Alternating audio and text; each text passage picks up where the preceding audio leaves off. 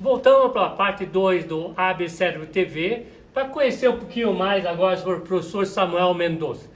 Professor Samuel, como que foi que chegou na posição que está hoje? Teve algum momento inspirador, mágico? Como que foi isso? Essa é uma questão interessante de quando se pensa a própria trajetória, né? Essa pergunta acaba me fazendo lembrar alguns aspectos da minha trajetória, e em especial eu destacaria que logo na opção pelo curso de graduação, eu me formei em filosofia, e era uma pergunta constante do curso: por que você escolheu filosofia? O que você vai fazer com isso? É uma pergunta, uma indagação comum desse campo do conhecimento, e era também comum a resposta de muitos dos colegas dizendo: eu quero ser professor, eu acredito que a filosofia pode transformar a sociedade e assim por diante.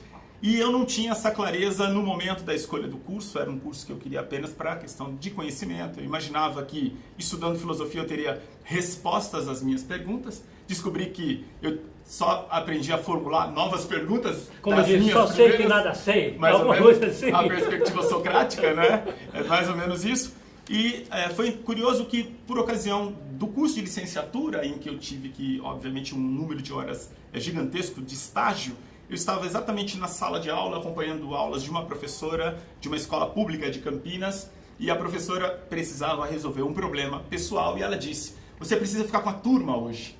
E eu fiquei um pouco preocupado, falei: como eu vou fazê-lo? Eu sou apenas um estudante, sou aqui um observador. E ao assumir aquela aula, era uma discussão sobre teologia, alguma coisa muito forte para a graduação e também para os jovens de um curso que era o curso de magistério à época, no Colégio Carlos Gomes de Campinas. Eu tive a oportunidade de recepcionar uma plateia, cerca de 50 alunos, mais alunas precisamente que alunos, e prestaram atenção naquilo que eu estava dizendo. Eu fiquei super... eu diria que inicialmente um pouco senti aquilo como uma curiosidade. Falei: como assim? As pessoas estão realmente parando para ouvir. Daí a minha decisão pela docência tem uma relação direta com esse episódio. Eu descobri que eu gostaria de ser professor dali para frente. Falei: poxa, eu quero esse espaço. Eu quero espaço de sala de aula para efetivamente conversar com as pessoas, mais do que conversar, ouvir as pessoas e aprender com as pessoas. É um pouco a tarefa do educador, não é? Então, acho que esse é o aspecto que mais singulariza a minha decisão pela docência. E daí, claro, fiz depois, na sequência, o mestrado em filosofia na área de ética, doutorado também aqui na Faculdade de Educação da Unicamp, no programa de pós-graduação, e fiz escrevi uma tese de doutorado em filosofia da educação, de modo que o meu interesse na investigação no campo educacional é sempre o interesse, eu diria que, pelos fundamentos, por aquilo que se esconde atrás daquilo que está aparente. Ou seja, uma preocupação filosófica é um pouco o lugar de onde eu parto e um pouco a forma que eu penso as questões que estão aí nos afligindo a todos, aliás, né? Não só nós educadores, mas a toda a sociedade. Não, isso é bem interessante, né? Porque eu tento buscar um pouquinho da trajetória minha, de tentar saber quais foram as razões porque você seguiu, e nem sempre é claro às vezes, né? O que você poderia dizer para os alunos? O que você diz para os seus alunos que às vezes chegam e perguntam, se questionam se eles estão no caminho certo, se é aquilo mesmo que estão fazendo enquanto aluno, profissional, futuro? O que você fala para eles? Essa é uma questão muito, muito interessante e que aparece, eu diria que diariamente no nosso trabalho, seja na graduação e seja na pós-graduação. Isso, sobretudo, hoje com a crise que está, a questão de condições de trabalho, as perspectivas do que a gente está vendo, é tanto quanto, digamos, desanimador, sim, não? Sim, sim, a área educacional, a educação, infelizmente, não é uma prioridade do poder público brasileiro, né? Do ponto de vista de fomento de recursos, a educação ela não participa dos grandes editais. Os grandes editais são concorridos normalmente por áreas que são as áreas chamadas estratégicas, definidas evidentemente pelo poder público.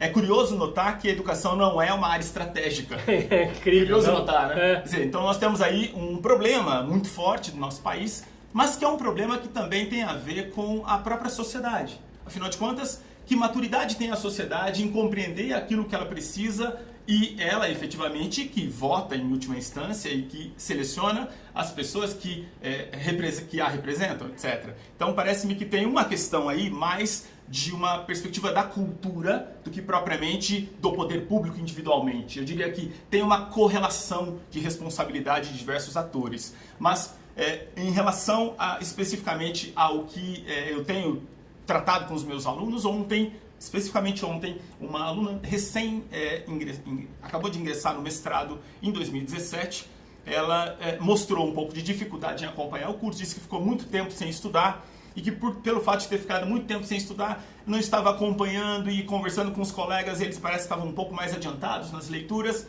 e aí foi muito interessante a conversa, porque foi mais ou menos nos seguintes termos. É preciso que cada um compreenda o ponto que está e desse ponto que está, o ponto que se possa avançar. As pessoas, elas crescem na sua trajetória, individualmente. É claro que quando a gente compara um sujeito com um outro sujeito, pode ser que nessa comparação você vai dizer, poxa, uma pessoa avançou mais, etc. Essas questões elas vão ser olhadas com mais cuidado. E nessa perspectiva da motivação, eu diria, é fundamental que a pessoa acredite no potencial que ela tem. Porque essa é a razão pela qual, inclusive, ela vai fazer novas escolhas, ela vai continuar os seus estudos, fazendo uma especialização depois da graduação, o mestrado, o doutorado, ou efetivamente trabalhando em sala de aula e fazendo cursos ou participando de atividades, como é o caso desse evento que vai acontecer em maio. É o tipo de relação que mostra que as pessoas estão envolvidas com a necessidade de repensar a sua prática o tempo todo. O que não podemos aceitar é a estagnação.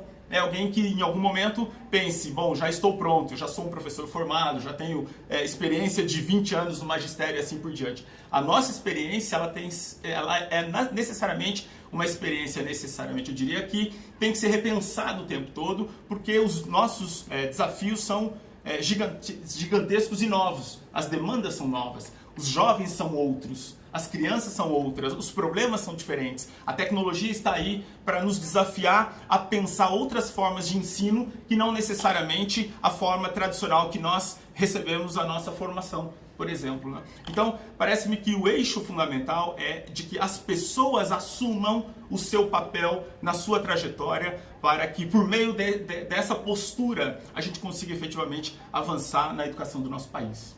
Esse é um fato, assim, bastante claro que a aquisição de conhecimento é incremental, né? Isso a gente vê nos dados de neurociências, como que o cérebro funciona e como é que elas são ativadas e como é que a gente faz esse processo de aprender e também de ensinar. E justamente isso que a gente vai estar conversando no próximo bloco, porque eu quero perguntar o que o professor Samuel acha de que a neurociência pode estar contribuindo para a educação, porque claramente ele já viu que a filosofia certamente está ali bastante presente, digamos, na arena da educação. Mas hoje, quando fala em neurociência, como o cérebro funciona, como ela se desenvolve, né, no todo aqueles processos de ensino-aprendizagem que tem sido bastante pesquisado no campo da neurociência, como que esse pode chegar, digamos, ser apropriado pelos educadores, como um conhecimento, uma ferramenta que eles podem estar utilizando na sala de aula. Não sai daí, daqui a pouco voltaremos para o próximo bloco. O que a neurociência tem a ver com a educação no ponto de vista do professor Samuel? Até daqui a pouco.